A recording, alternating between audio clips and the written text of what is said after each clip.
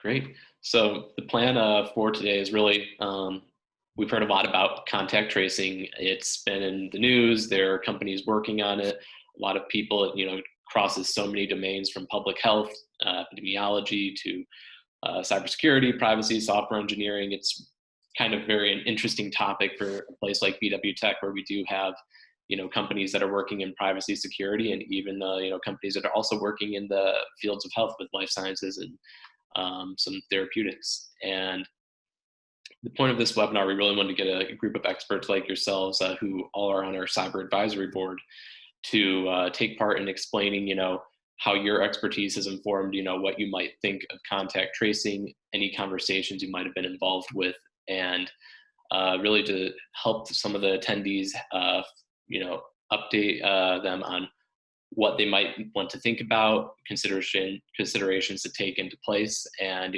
hopefully we all leave this webinar with a little bit more knowledge on the topic and able to then spread it, bad choice of words for pandemic conversation, but to really, allow the folks that we come into contact with to learn more about contact tracing as well. I think that's the exciting part about these webinars.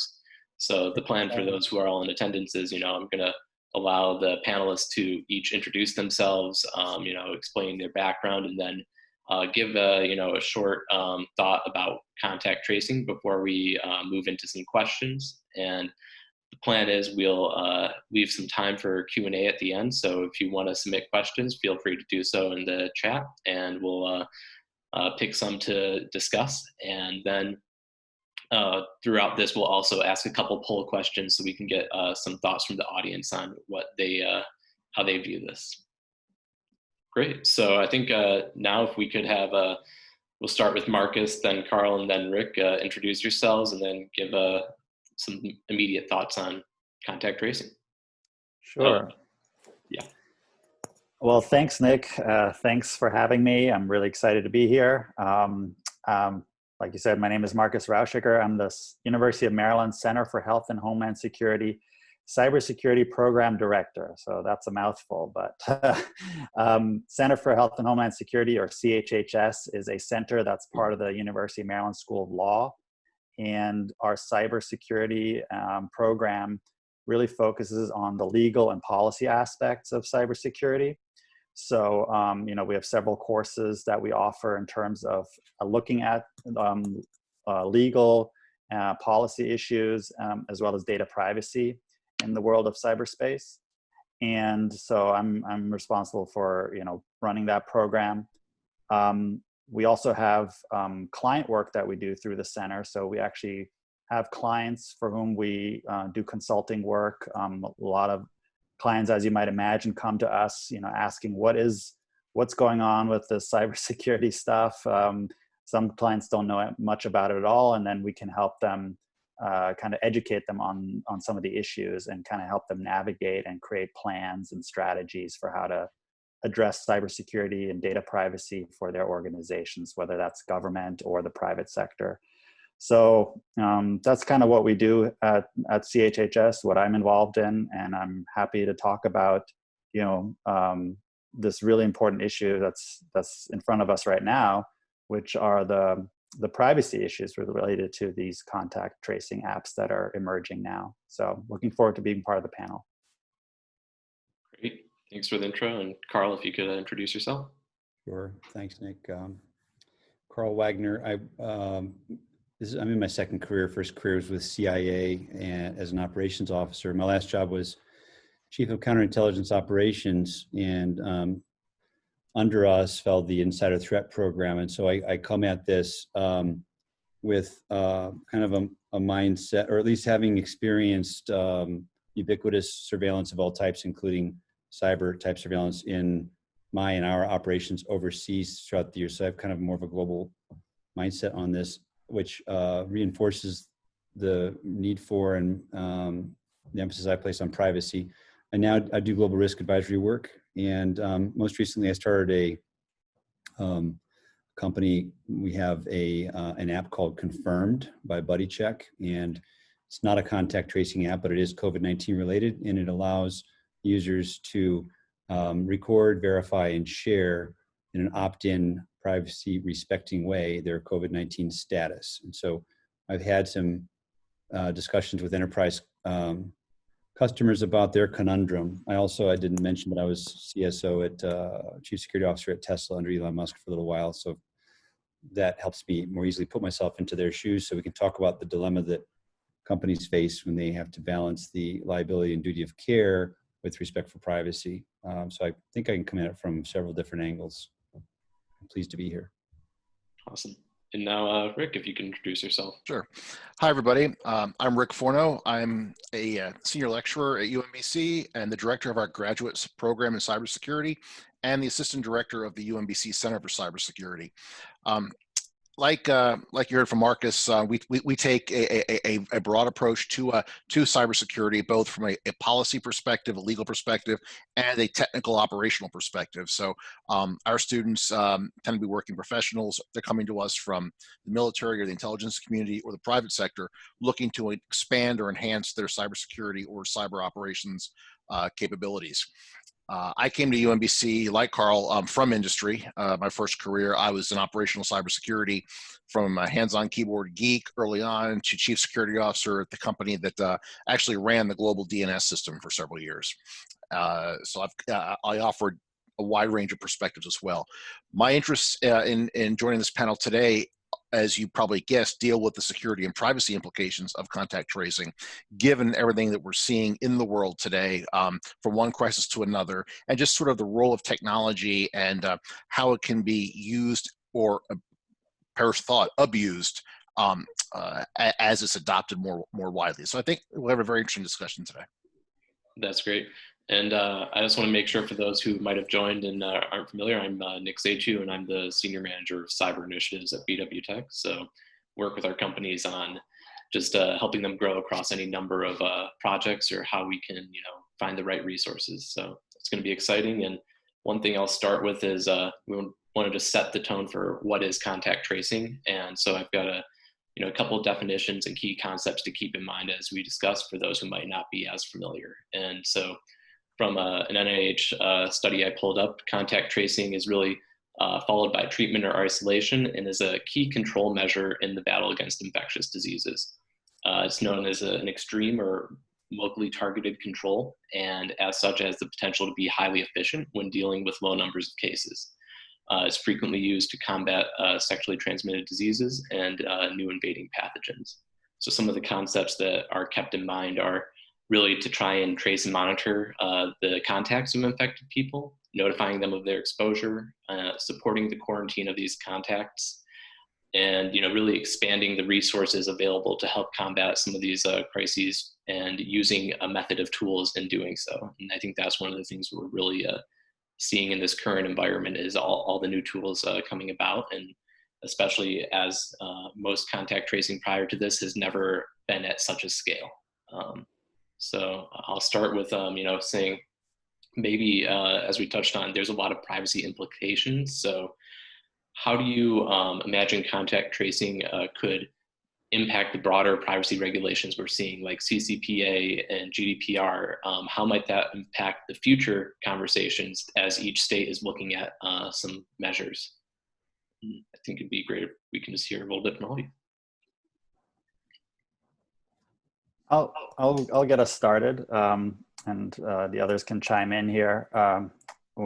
But I think when we hear about these contact tracing apps and the fact that these apps are tracing our locations and our whereabouts, and that's the whole point of these apps, to figure out who we might have come in contact with and whether or not we might have come in contact with someone who is infected.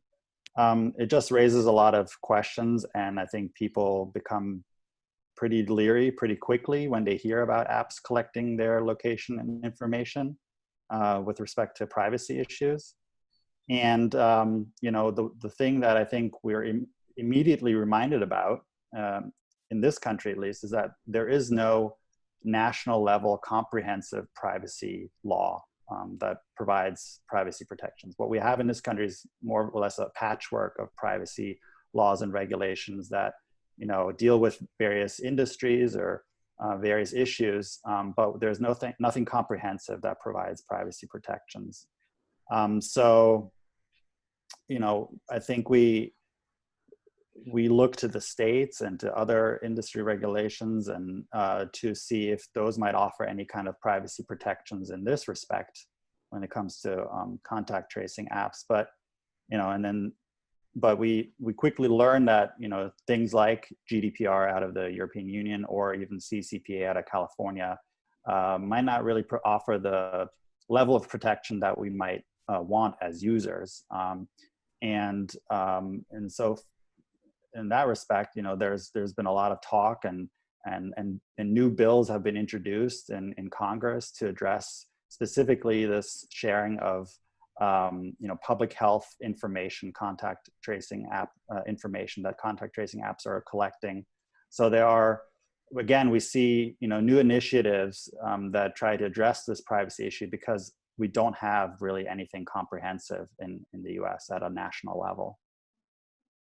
Yeah, I agree with Markus. You know, the U.S. has taken a very light regulatory touch when it comes to privacy laws, looking to let the marketplace decide what's more appropriate compared to Europe taking a more privacy-centric, customer or user-centric approach to privacy. With regards to contact tracing apps, though, I think it's important to kind of take a step back and look at the entire system, the ecosystem of contact tracing. It's not just the app itself on the phone. It's the data that's collected, where's it going, where's it being stored, who has access to it under what situations. I mean, if you're tracking, if you're dealing with a pandemic that has a 14-day incubation period, you shouldn't be storing 6 months worth of data forever. Okay, so it's not just the technical aspects, it's the issues of the data, who owns it, how is it shared, under what circumstances. Do we want, let's say, law enforcement to have access to pandemic surveillance? I mean, contact tracing itself is not a new concept. You know, if you think about it, it's akin to social media monitoring in some ways. The NSA calls it contact chaining in the hunt for terrorists. So this is not exactly a new concept, but we're taking these ideas, these technical processes and technologies, and applying them towards public health. And what I worry about is just the slippery, in the absence of a national guideline, national laws, the slippery slope we may be creating for ourselves by rushing to promote and put out contact tracing apps without thinking through all the ramifications involved. Yeah, I'll just jump in and riff off of that. Thank you, Rick and Markus. And, you know, as I think through the criteria to go through in your mind when you're looking at an app, and we've all seen contact tracing apps outside of the United States that show many examples, from the very pervasive in China to less pervasive. There are a lot of examples to choose from. I wrote down, is it a government app or is it a private app, right? Is it voluntary or not, right? The limitations on how the data is used, the data retention, as Rick mentioned, is the data collection minimized, and then the transparency of the app are all ways in which we can look at it and kind of weigh. I think one of the challenges is that everybody falls in a different place on the spectrum of privacy versus security. In this case, we're talking about health security, right? I think our vision of what security is has expanded, you know, on the one hand, we want to respect the privacy. On the other, what do you do if you're an enterprise? You're trying to reopen, you're trying to make it safe for your employees. So I've talked to chief security officers of these companies. The lawyers are literally at kind of at wit's end. They don't really know what to do. They can, according to CDC guidelines, require that if you're going to come into the office, that you be tested and require you to share that information. Which doesn't mean that that's a condition of your employment, because you could work from home, right? At the same time, they're going to be held liable if somebody contracts COVID at work. So the other, while the Senate bill is being debated, big policy issue that's not talked about quite as much in Congress right now is the liability issue. And are the companies going to be held liable, and how do you balance that? I just want to point out, as I was doing research for this panel, and I'm looking at some things globally, there are some interesting ways to use technology to better kind of understand the extent of the pandemic in less developed countries.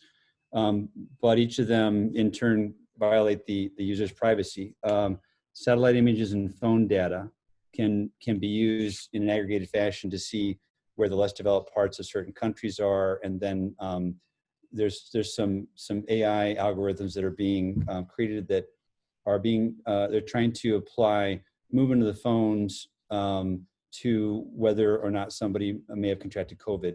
It's a bit of a stretch. It's interesting. It wouldn't be possible without this technology. And so there are some positive uses of it. Another one was actually was a different flavor of that. So in the third world environment where a lot of these privacy protections don't exist, you know, they're being, I think, used, some of these apps in a novel way, or at least there's some research to try to do so. So just some initial comments there. Yeah, and I think some of this conversation, you know, just touched on like how important understanding that liability is. Markus, can you touch on maybe like any conversations or thoughts that you might have had with regard to these enterprises, or maybe both yourself and Rick, you could touch on, you work at universities that inevitably have to make a decision on to how they are going to get back to work with a student population that has different rights than employees. Maybe you both could touch on that. Yeah, absolutely. I mean, we, at least at UMB, where I work, we're right in the middle of that discussion about what to do come fall. Obviously, you know, the end of our semester ended online. The summer classes are online. And now the discussion is about what do we do in the fall when the new school year starts. And, you know, there are, you know, faculty meetings being held continuously, and you know, university council is involved, trying to figure out what is the best approach when it comes to the fall. Do we have in-person classes? Do we remain online? You know, what can we expect of students? What are they, you know, willing to do? How do we protect them? But also faculty and staff. You know, it's just, it's a really difficult situation. Everyone's still trying to figure out, you know, you get news reports every now and then about what certain universities have decided to do. I think, you know, Harvard Law School just decided they're going to be all online again come fall. But it's a really difficult situation, and decisions that have to be made for universities and educational institutions, where obviously a lot of people are coming together in a confined space, and you know, we want to limit exposure, obviously. Yeah, my sympathies are to the university administrators who have to deal with so many balls in the air and so many uncertainties, or is what former Secretary of Defense Don Rumsfeld called the unknown unknowns of this. I've been joking for the past few weeks that 2020 is the year of we just don't know. You know, when will we reopen? How will we reopen? Under what conditions will we reopen or close again? It's very hard to plan when you have such uncertainty really across the board, personally, professionally, academically, and so forth. But with regards to UMBC, I suspect most of the courses probably will be online in the fall, with maybe some exceptions for, you know, first year students, lab classes that require, you know, wet labs and hands-on, things like that. But again, these discussions are ongoing as to how the reopening will take place. But regardless of how we reopen, when we reopen in person, there certainly will be an opportunity, if schools want to pursue contact tracing type of applications or policies, to do it in a way that hopefully respects privacy, but is effective. It may not be 100% effective, but at least it'll help the university develop a baseline kind of understanding of where they are at any given day and time to determine, okay, a student is too sick, or tamp down on possible vectors for infection. So, for example, you've heard earlier that some governments have mandated contact tracing apps being rolled out. You know, Singapore, South Korea, certainly China, the surveillance state, have them. Apple and Google are building contact tracing APIs, application programming interfaces into their operating systems for their phones, so that certain developers, trusted developers, can develop contact tracing capabilities. At the UM systems themselves, you know, we can also because we control our information environment in many ways, we can also look at things like your Wi-Fi address or your MAC address, the network adapter address on your devices, to develop anonymized patterns and identities to, again, affect contact tracing in some ways that will still be effective, yet respect and abide by privacy concerns, which certainly are going to play a huge part in an environment like a university where there is such a focus on individualism, community benefit, and best practices. So I think of all the organizations and enterprises out there, a university and academic environment is probably the one that has the most amount of nuance with how something like contact tracing would be deployed. Yeah, I agree. And I think it's valuable perhaps to think about what contact tracing is and compare it to another option. Contact tracing is retrospective, right? And so you're trying to trace back contact that somebody who since found out that they have contracted COVID-19, they've been in contact with. I think what a lot of enterprises are looking for are some criteria, matrices, and risk versus gain tips on how to minimize risk and maximize gain. No decision will be perfect, but the risk and gain include larger macroeconomic issues for a company is going to be their bottom line, but potentially, the salaries of their employees, et cetera. And I think they're looking for a way in which to perhaps treat some of their employees in different ways depending on their COVID-19 status going forward. Right, and which is why for the company that I just started, we're taking the approach that, if you've tested and you're willing to share your test status with your employer, and you, especially if you have IgG antibodies, two types of antibodies, IgG is the longer term one, there shouldn't be a reason why you can't, and we don't know how long the antibodies last, right? The science is still evolving, but we know that there is some immunity, don't know for how long. Could you potentially contract it again? Maybe, but chances are there is some type of immunity. Those people could potentially be the ones that we choose to put back on the line if it's a meat processing plant or whatever, or maybe you mix them in with those who have not been exposed because they tested and they share via our app that they've not been exposed in any way, making them more vulnerable. Or perhaps you just have different procedures for those who haven't been exposed. You need to do social distancing. You need to wear a mask. This group of people don't because they have IgG antibodies. Maybe in a restaurant, you can have a room where people are a bit freer to interact. So, and if you have an active infection, well, you better stay home, right? But chances are that an active infection is not contagious beyond 3 weeks, really at the longer interval. And so most epidemiologists and infectious disease experts will tell you that you don't actually need an antibody test to know that if you had COVID a month ago, you're probably not contagious anymore. So these are best guesses, but it's better than we have now. And I'd like to see us applying our technology to something that organizes us better looking forward. While I do agree contact tracing is necessary and looking backwards. And I'll just make a final comment on this point, and that is, if we can't, with the sophisticated technologies we have, program in a layered approach where we do respect privacy while we allow folks to opt in to a level of ubiquitous surveillance that they're comfortable with depending on what they want, then we're not using our technology in a way that that I think is possible to use it.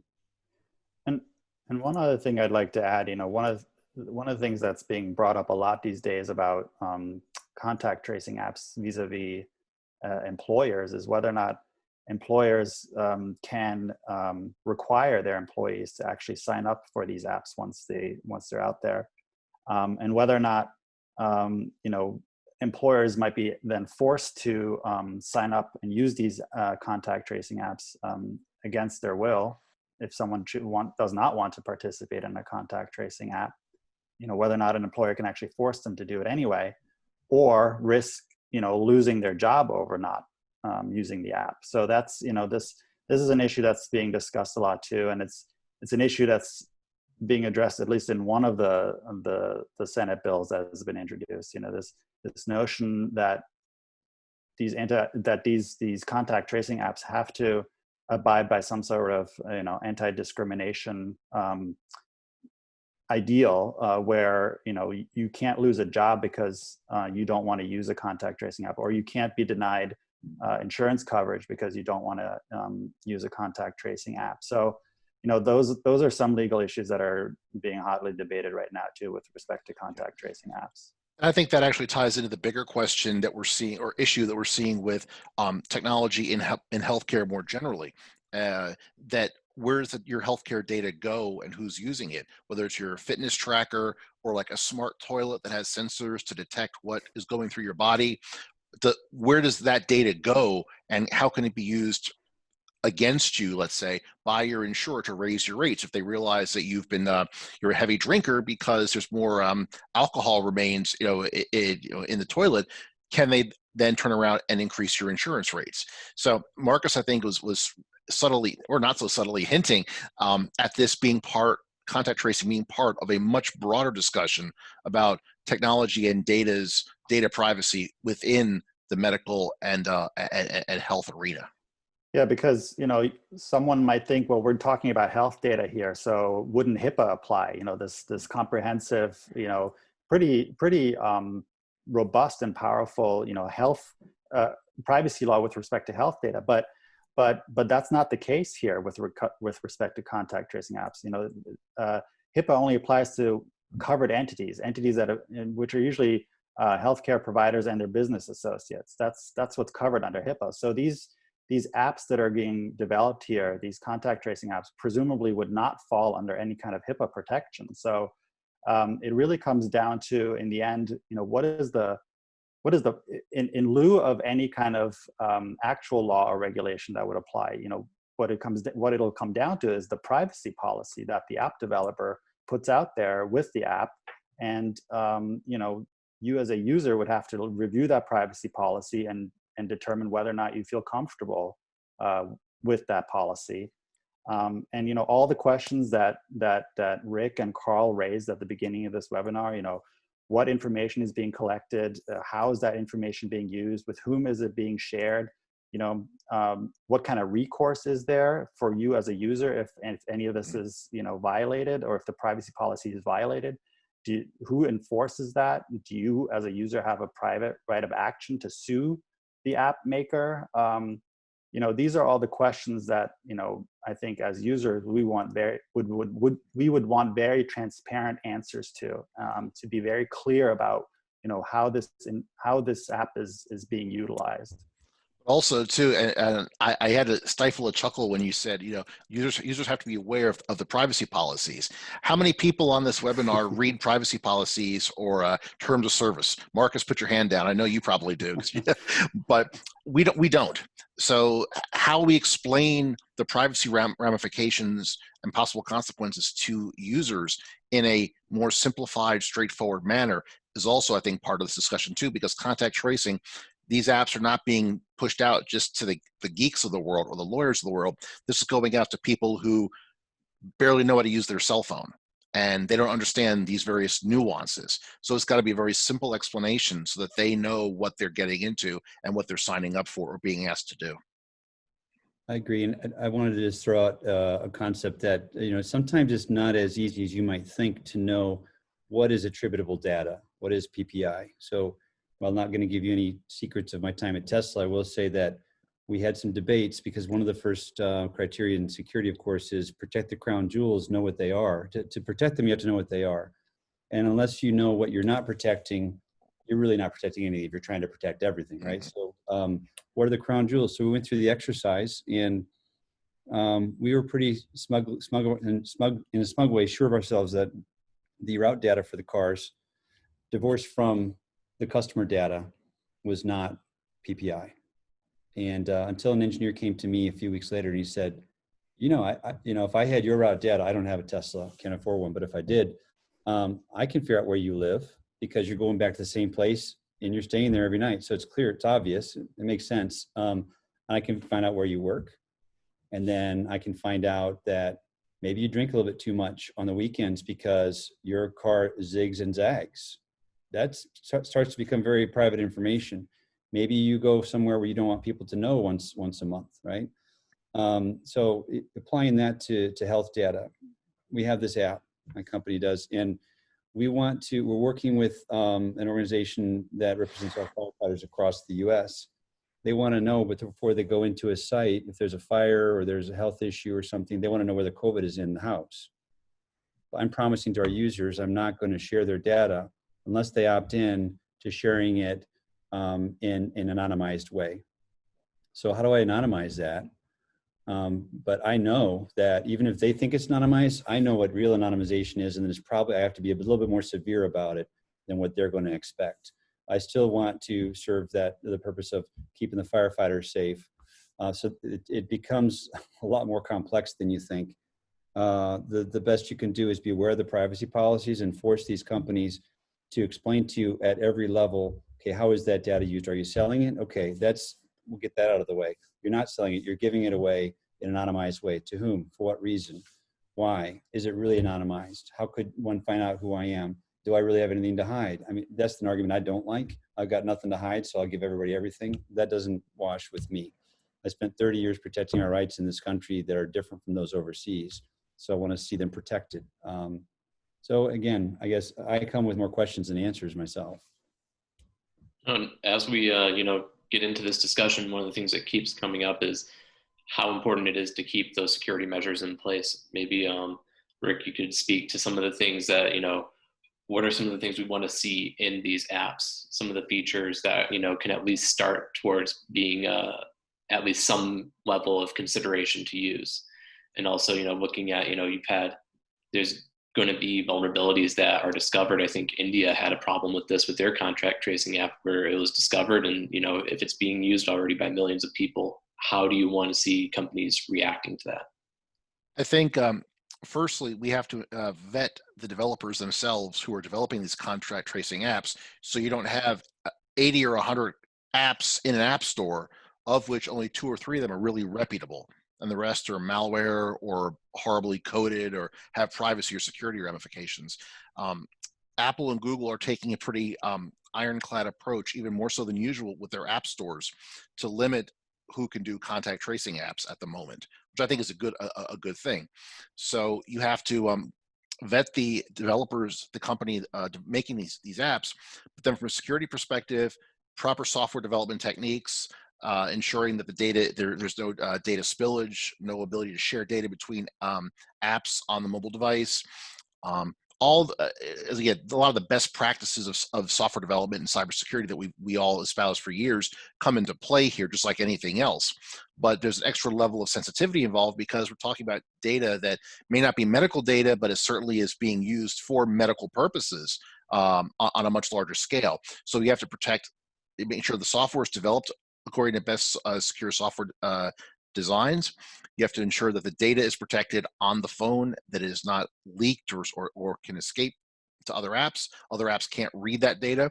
You have to ensure that the data, when it leaves the phone, if it leaves the phone, where's it going? How is it protected in transit to that destination somewhere in the cloud for a government or some company to analyze? And remember, and then how are they protecting that data on their end? Remember, the cloud is really just somebody else's computer. So it does us no good to have really awesomely designed contact tracing apps and great security on the endpoint, only to upload our data into a server that is wide open for data to be stolen.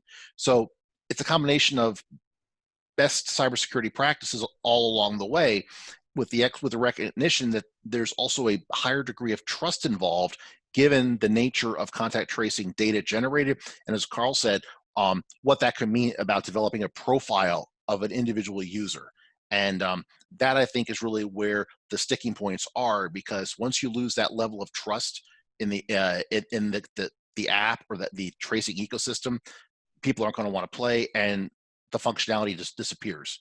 If they can't trust the app, the data, and the app is protected appropriately, then why participate?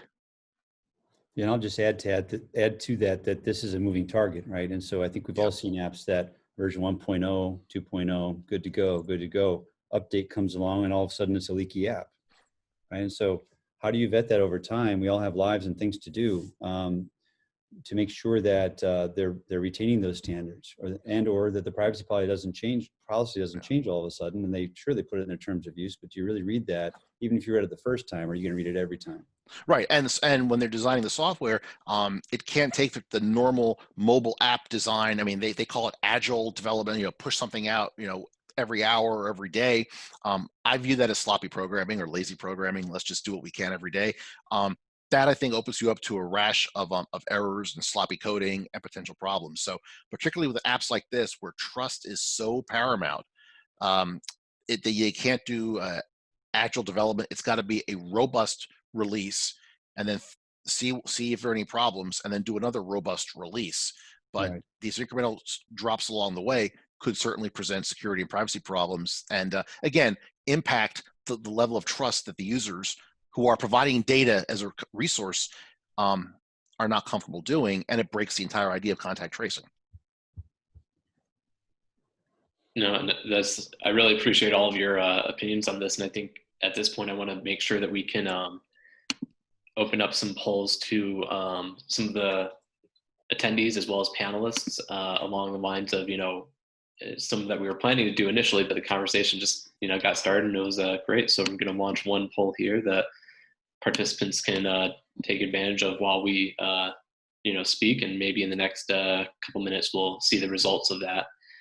And I think that one of the things I want to touch on and get your opinion of is, I saw a stat that 83% of companies don't have the processes or systems in place to track all of their workforce. I think that came from PwC. And so how do you see this fitting into conversation around the broader digital transformation taking place during COVID? And to what extent might you see this, really accelerating employee tracking within, organizations and, greater insider threat programs as we look to track more? I think this goes back to what Karl said earlier about developing profiles on users of these apps and the unintended consequences. I have seen news articles and stories in recent days about expressing concerns that questioning whether employers have the right to know what I'm doing on the weekend and where I go, or who I see or who I associate with, or if I was at a protest, or whatever the case would be. So this goes back to the idea of collecting the barest amount of information that is needed to do contact tracing. We call it data minimization, and then ensuring that the minimum number of corporate eyes or other eyes can see the data to develop, so they can't develop this profile. I've got no problem with them knowing if I've been exposed in some way, but they don't need to know which grocery store I go to, or when I shop, or which bar I might go to on a Saturday evening with friends. That I think is a little too invasive, and would probably turn off a lot of Americans to the idea of contact tracing by their employers. I agree. I think the systems technically need to be designed, and many of them are. The companies simply haven't, many of them, implemented this type of technology to track their use of work devices or their time while at work. It has to be done in a way that respects privacy, that has governance, and that's communicated to the employees so that it's an environment of trust and not a black and white one against the other type of approach. And contact tracing doesn't change that. I've got no right as Chief Security Officer of Tesla to know where you went on the weekend. I want to ask you to show me and possibly to prove to me what your COVID-19 status is. And if you can't do that, then why don't you just work from home? That's an option. So that balances the privacy and security, I think. I mean, it as Rick said before, this all comes back to the users having to trust the app. And they can only trust the app if they feel confident that about what type of information is being collected and how it's being used. And that means that there has to be data minimization. There has to be a strict limit to how this data can be used. It really should only be used to identify, if someone has come into contact with someone else who has been infected. That should be it. There should really be no other, permitted use for this kind of information. And if that is the case, and if users feel confident that that is the only way that their data is being used, then I think you will see more trust. And that means there will be a greater uptake in the amount of users who actually use these kinds of apps. And that's, we do want a lot of people using this because we want to be able to do the contact tracing, which is a fundamental best practice for handling pandemics. And in the past, we've been doing this manually, but now why not try to use our technology to help us with this? But if we are going to use technology, then we have to make sure that the technology is being used in the right way, so that it actually is helpful to us and not detrimental to our privacy rights as users. No, and I think you really touched on a great point there, Marcus, when you bring up, the cost and how technology can help alleviate some of that. We're looking at, thousands being employed as part of these contact tracing programs. Maybe just, everyone sharing some thoughts with regards to some of the economics of this. It reminds me a lot of how security vendors talk about, a force multiplier and, what thoughts you might have around, some of the costs that are associated with this.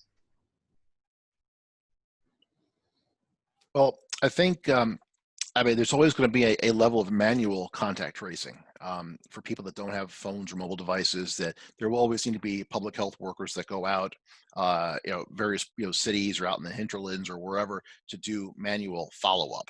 I think that's always going to be there. The economics, I think, where the benefits would come into play would be for companies or large organizations that can better understand what their employee statuses are and then tell them whether or not to come to work or stay at home. I think longer term, this may lead some organizations to rethink how many large office facilities they actually need. Because I think COVID-19 these past few months have shown that when people are working from home, they're not slacking off, as so many employers have thought for years. That stigma, I think, has finally been smashed, which is a good thing. So that, I think, is where one of the big economic benefits could come into play here, as employers understand how their employees can function, and they could probably start saving costs on the facilities and the infrastructure side, because they don't need to have huge office parks anymore, or as many as they used to have. Yeah, I would just point out there are certain industries that have been designed, like possibly can be changed, but to require close contact of employees. So you think about the meat processing industry.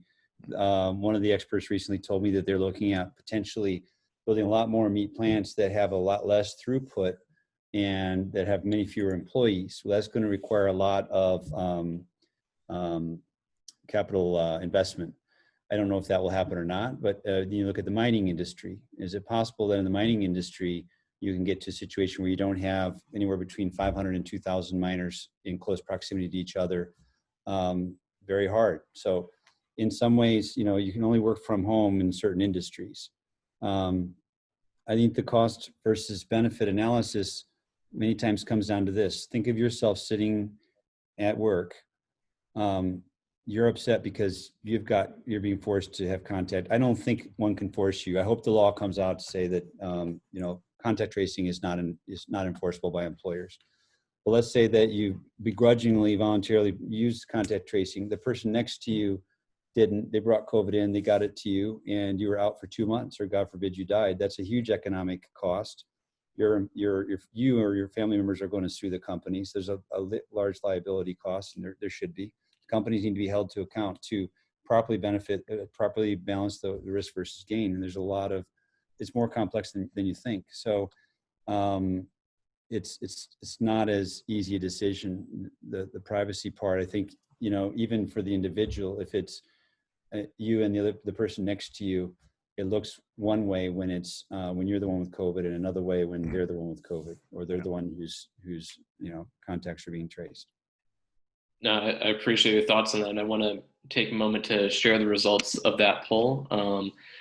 Basically split down the middle as far as people that have engaged in or anticipate to use contact tracing. And I find that pretty interesting. I haven't had, the opportunity to come into contact with some of these apps, but I think this is, all made me think about it a little bit more. And now as we look at having about, a little over 10 minutes left, probably moving into a Q&A portion from some of the attendees. And also, if you're an attendee and you have a question you'd like to submit, I'd be happy to, be appreciative if you could submit those right now, and we'll try and get as many answers as we can. There are a few questions already in the Q&A, I see. Yep, there are. So Tim Finan has asked, can panelists comment on the technical aspects of the Google-Apple approach, and is everyone on the panel satisfied with it, or could it be improved? I have not looked too closely at the Google or Apple approach to contact tracing to really comment one way or the other on it. Apple has sort of got this aura of being very, very pro-privacy and pro-security. Google less so, but I have, again, nobody's really, at least I haven't looked into it to comment which approach is better or if I'm comfortable with either. Sorry. I'm also not familiar in depth. I would say that I believe it's a Bluetooth approach, which has certain benefits on the privacy side and deficiencies on the technical side, frankly. Yeah, it's my understanding that you know, there's different ways of doing this contact tracing. You know, GPS tracing versus Bluetooth tracing is one question. GPS would actually obviously be a little more accurate, but it's certainly more you know, invasive of privacy. Bluetooth tracing, you know, provides a little bit more anonymity, perhaps. So that's the approach Apple, Google have taken. I think there's also this issue or this debate between storing your contacts, you know, on device versus storing them in some sort of centralized database that's hosted on a server somewhere. So I think Apple, Google have chosen to keep that data on device as opposed to putting it in some centralized database. Obviously, you know, there's a risk for having when you have a centralized database that, you know, that database somehow gets hacked, or, you know, that data gets leaked. So I think Apple, Google has made the decision that it's safer to keep that information on device. Although there are some downsides to that too. It's my understanding that, you know, again, you're able, as a user, you might be able to see that data on your device and then maybe make some assessments as to, you know, who might actually be infected with COVID based on the data on your device. So there's pros and cons to these approaches. I think, you know, fundamentally the most important thing is that whatever approach an app developer takes is an open and transparent approach, so that it can be reviewed and scrutinized, so that, again, if, you know, if a lot of people look at the methodology or the developer and how they've chosen to develop the app, that can be looked at and understood, and therefore, again, we get back to this trust issue that if it's deemed to be, you know, as protective of privacy as possible, then and there's, you know, some sort of open recognition of that, then I think you will end up having more users trust the app, and hopefully perhaps more users will then use the app, which will of course benefit the ultimate goal of these apps. What we're going to see, I think, with contact tracing app development over time is a great example of technology far outpacing the speed of law and policy. That's been a perennial problem, you know, in the days of the modern internet, going back to the early 90s. Technology evolution has always moved more quickly than law and policy. So there's going to be catch up to do, and we have to recognize that as a community and balance that, knowing that, and there's some laws, as Markus said, that are already being proposed. That's good to see this happening as the technology is being developed. So they're kind of being developed side by side, which is something we didn't see 10 or 15 years ago. The law always played catch up. So you've got the legal concerns are going to, or restrictions are going to directly impact how we roll out contact tracing, and to what degree that's a success. If the law is too narrowly focused, contact tracing may not be as effective, even if we have the great technology to do it, because the law says we can't. And as a final point too about the technology and the law, we also need to look at globally. Each country is designing their various contact tracing apps, which is good, but think about how pandemics spread around the world. Folks travel hither and yon. So we may have a bunch of data suggesting that travelers are coming by plane from Europe, but maybe because of GDPR, they can't share information with us from their contact tracing apps. which can make things more complicated for public health authorities in trying to respond and get a better understanding of the spread of a pandemic. Yeah, I completely agree. I think the federal system here with the different trends in different states is a microcosm of what we're seeing globally. Although with the added feature from the global programs that there's a lot more, there are some ubiquitous systems out there, such as the Chinese one, such as the Qatari one, like we don't have here yet. And I also want to just point out, it seems to me, riffing off of something that Markus said, we've had this tracking ability for some time, right? So I think we're used to that part. The part that nobody should, I don't think, get used to is that you have the ability to see everybody that I'm meeting with all the time, right? And so how is that?